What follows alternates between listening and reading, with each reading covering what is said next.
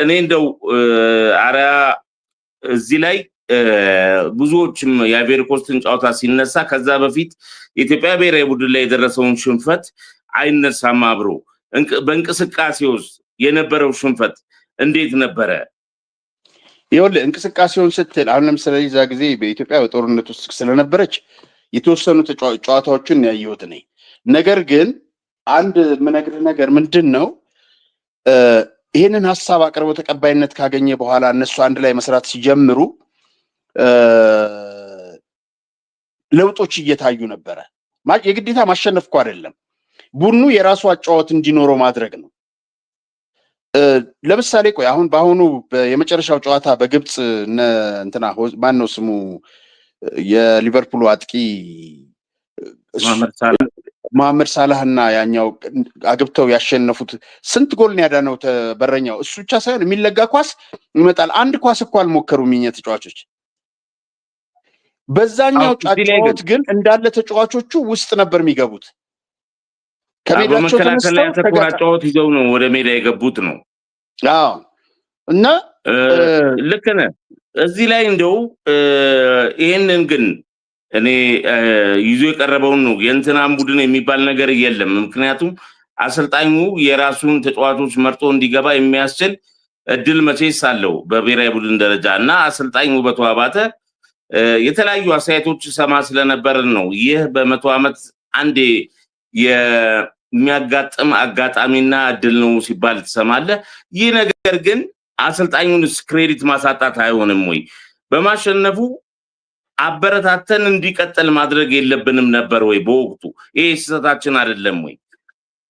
እውነት ነው፣ ትክክል ብለሃል። እሱ ብቻ ሳይሆን አበረታተን እንዳልከው የተጀመረውንም ነገር ቢያስቀጥልስ ምን ችግር አለው? ምንም እኮ ከሰዎቹ ጋር እንትን ማድረግ ሳይሆን ከሀሳቡ ጋር ያዋጣል ያዋጣ የሚለውን ነገር ፍንጭ አይቶበታል። ስለዚህ በዛስ መቀጠል አይቻልም ነበር ወይ? ምንድን ነው ችግሩ?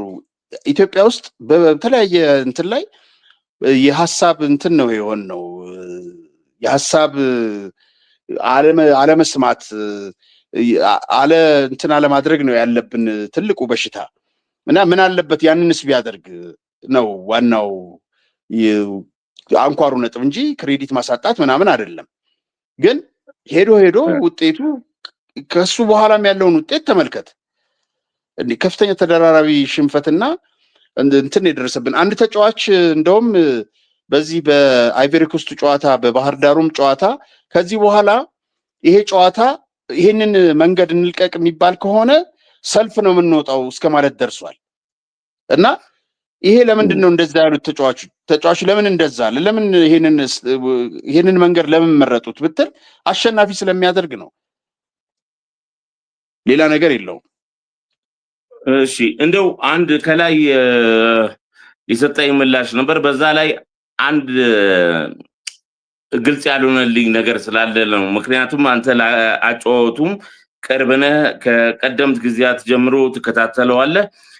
ቅድም ላይ ጂኬ የሚለውን አጫወት ገነነና ካሳዬ ነው ብለኸኝ ነበረ። አሁን ደግሞ ምንድነው ብዙ ጊዜ ሌላ ወገኖች ደግሞ ይህ አጫወት ገነነና ጎልኪፐር የሚል ነው የሚባል ነበር። አሁን ደግሞ ጄስ የሚል አጫወት መጥቷል። ያ አጫወት ገነነና ስትራይከር የሚል ነው የሚል ነገር አለ። ገነነና ሰኢድ ነው የሚልም በተቃራኒው እንደዚህ አይነት አስተያየት ትሰማለህ። ትክክለኛው አስተያየት እንደው በአንተ ግንዛቤ የትኛው ነው? ከላይ ገነነና ካሳዬ ብለኝ ስለነበር ማለት ነው።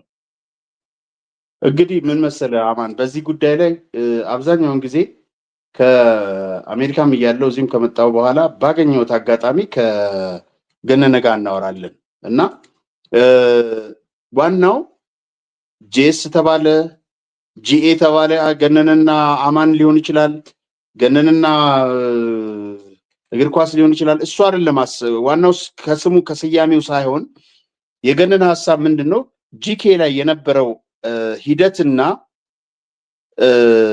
ከዛ በኋላ ጂኤስ ላይ ደግሞ እያደገ ነው የሚሄደው። ነገም እኮ አሁን ለምሳሌ ገነነ ከማለፉ በፊት ነፍሱን ይማርና ወደ 100 የሚደርስ የስልጠና ሁለተኛ መጽሐፍ እየሰራ ነበረ እና እያሻሻላቸው የሚሄዱ ነገሮች አሉ። ለምሳሌ እንትንን ጋርዲዮላን ውሰድ። ባርሴሎና ላይ የነበረውን አጫዋትና ባየር ሙኒክ ሲሄድ አንድ አይደለም። ከዛ በኋላም ሲቲ ላይ በተለያየ መንገድ ነው የሚሞክረው እና የተለያየ ስታይል ይዞ ነው የሚገባው። ልክ እንደዛው ጂኬን ወደ ጄስ ሲያመጣው እያደጉ እየታረሙ የሚመጡ አጫዋቶች አሉ። ለምሳሌ 94 እና 95 ካሳይና ገነነ ጂኬ ተብሎ ሲጀመር በጣም አሪፍ ቡድን ነው፣ ምንም እኮ እንትን የለውም። ግን በኋላ ላይ ደግሞ 2013 ላይ ስትመጣ አድጎ የተለየ ለምሳሌ የዛን ጊዜ 94 ላይ እኔም የምጠይቀው የነበረው እንትናን ገነነን ከካሳይም ጋር ሳወራ ከንትኑ አይወጣም ነበር። ለምሳሌ ኳሱ በአብዛኛው በራስ ክልል ግብ ነበረ፣ በራስ ክልል ሜዳ ላይ ነበረ ቅብብሉ። ያ አድጎ እየተቀባበሉ ወደፊት እንዲሄዱ የሚያደርግ ጨዋታ ደግሞ ተቀረጸ። ይሄ የሚቀርጸው ያው ገነነ ነው፣ ከነካሳይም ጋር እየተነጋገረ ማለት ነው። ስለዚህ ከስሙ ጋር አይደለም እንትናችን፣ ዋናው ሀሳቡ ላይ ነው ማተኮር ያለብን። ጄስ ተባለ እንዳልኩህ አማን ተባለ እሱ አይደለም ዋናው።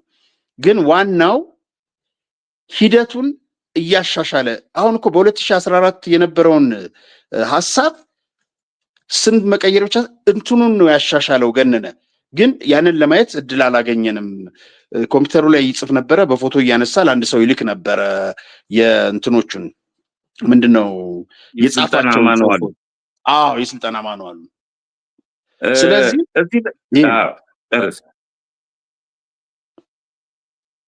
ይሄ ነው አማን። እሺ እዚህ ላይ ምንድነው በርካቶች ባለፈው ጊዜ ኢትዮ ዴሊ ሚዲያ ላይ ከጋዜጠኛ ሰይድ ኪያር ጋር ባደረከው ቃለ ምልልስ ስለ ጄስ ብቻ መነሳቱ አንዳንድ ወገኖችን አስቆጥቷል። ምክንያቱም ከመነሻው አርያ ስለ ጂኬ አለመጠየቁ አግባብ አይደለም የሚል አስተያየቶች አሉ። ለዚህ ያንተ ምላሽ ምን ይሆን? በጣም ጥሩ። እንግዲህ አሁን ይሄንን ጉዳይ ከእንትና ጋር ስንመጣ ከሰይድ ጋር አሁን ቅድም ያልኩን እንትኑን አንስተናል። ለምሳሌ የስልጠና ማኑዋሉን ይጽፍ እንደነበረ ዋናው ሀሳቡ ገነነን ማንገደለው ነው። የገነነ ህይወት እንዴት ጠፋ ነው። ስለዚህ በዛ ላይ ነው ትኩረት ያደረግነው በሁለት ክፍል እና ይሄን ነገር ሳላስበው ወይ ምናምን ቀርቼ አይደለም። ግን ወቅታዊ ጉዳይ አንገብጋቢው ጥያቄ በህብረተሰቡ ዘንድ ያለው ገነነ ራሱን አያጠፋም የሚል እምነት ስለነበረ እሱም ደግሞ በወቅቱ እዛው ቦታ ላይ ስለነበር ከመጀመሪያው ጀምሮ የልብ ጓደኛው የሚቀርበውም ስለሆነ ስለዚህ ከመጀመሪያው እስከ መጨረሻው ምን ተፈጠረ በሚለው ላይ ነው እንጂ ያተኮር ነው ይሄ የእንትኑን